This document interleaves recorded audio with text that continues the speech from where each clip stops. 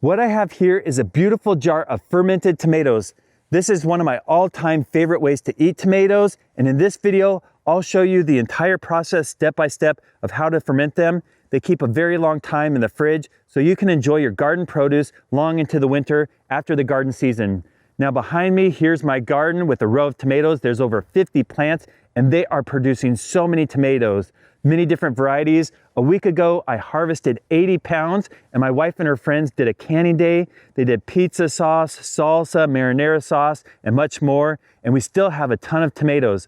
I've been drying them, freezing them, and also fermenting them. I have quite a few jars started, and I hope to fill up the fridge with many jars of these fermented tomatoes. Now, there are quite a few reasons to ferment tomatoes. The number one reason, in my opinion, is the fermentation process enhances the tomato taste. It intensifies it. They're slightly sour, kind of zippy, and really fresh tasting. You can really enjoy them long into the winter, long after the garden season.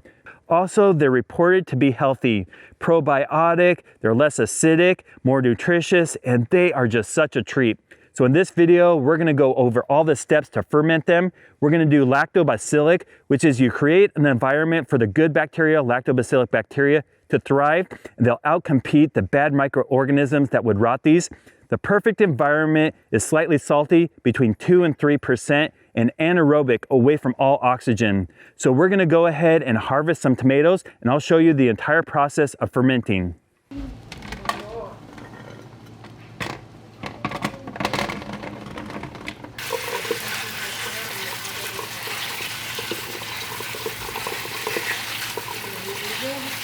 Okay, we have everything we need here to ferment our tomatoes. We have a big basket of different varieties of tomatoes I harvested from the garden. Everything from different colors and shapes and sizes. Large ones like this one, all the way down to tiny spoon tomatoes. We also have basil I harvested from the garden. I grew this from seed, and garlic that I grew in my garden. We're gonna use a full head, or about 10 cloves.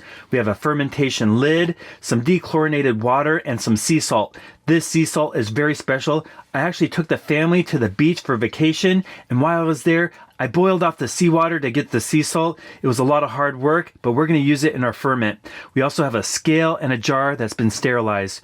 What we're gonna do at first is place the jar on the scale, and we're gonna tear that out, the units in grams, and we don't care about the weight of the jar. I only care about the weight of the vegetables and the ingredients and the water inside. So now we're gonna start filling up our jar with all the ingredients. We'll start with a few cloves of garlic on the bottom and some basil. Basil goes so well with tomatoes. We're just gonna go ahead and layer this in. I'm gonna place my larger tomatoes in the bottom. Also, some of the smaller tomatoes to fit in all those spaces down below. We have some beautiful red and yellow tomatoes, and even these varieties, they're called chocolate sprinkle. And for the layers, we'll add some more garlic, some more basil, and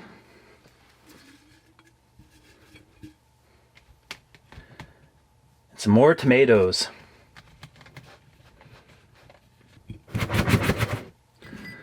More garlic, some more basil, and more tomatoes. Oh, I lost one.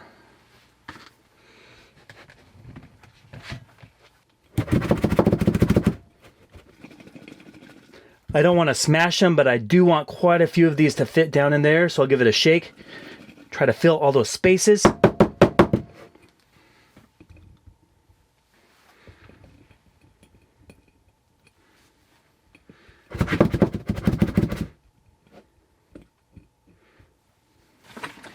Now, we were very close, but I wasn't quite able to fit all the tomatoes in there, but that's okay. I'll put these in the solar dehydrator, and these will become sun-dried tomatoes.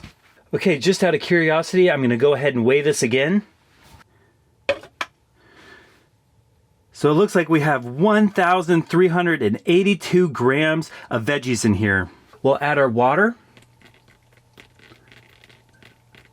It's a little drippy there with the basil on top.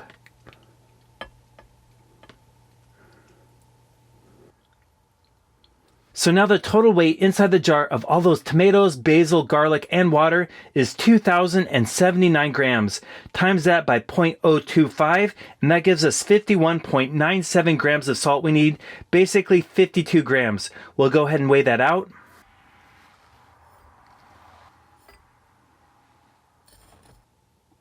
There, 52. Now I'll carefully dump the water from the jar back into this mixing container.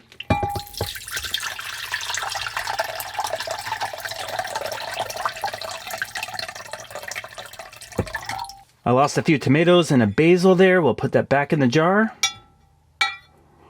We'll add this precious sea salt in there. Mix it up till it's dissolved. And then we'll carefully pour our saltwater solution back into the jar.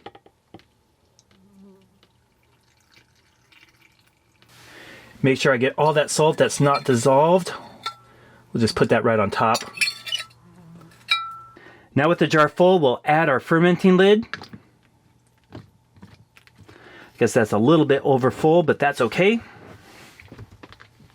Day one of our fermented tomatoes, basil, and garlic with that salt solution in there and this one-way valve on this lid that lets out pressure but keeps out all oxygen. You need an anaerobic environment. Will make the perfect conditions for this to start to ferment. In a couple days, we'll see bubbles rise. We'll check back in. I'm going to leave this at room temperature in a dark place and watch it do its thing and start to ferment. Well, our tomatoes have been fermenting for over a week and a half and they are still putting off bubbles, but I've noticed it started to slow down and I think they are ready to take off this lid here, put on a regular lid and put it into the fridge to slow down the fermentation process. I think these are done to perfection. And the tomatoes on top haven't been exposed to any oxygen and I'm going to taste these just to see how they taste. Those are so good. They're kind of zippy. They have that fermented taste, but they are perfect. We'll go ahead and put on the lid and place them in the fridge. Having a garden this time of year can be overwhelming. It seems like all the produce ripens at the same time and you don't know what to do with all of it. But fermenting your vegetables, especially tomatoes, is a great way to save them. You can enjoy them for months to come. It's a very healthy option and it's an option that they've been doing for hundreds of years. So we're going to keep this in the fridge and enjoy them. You'll see me eating these in future videos. I hope you enjoyed this and thank you so much for watching.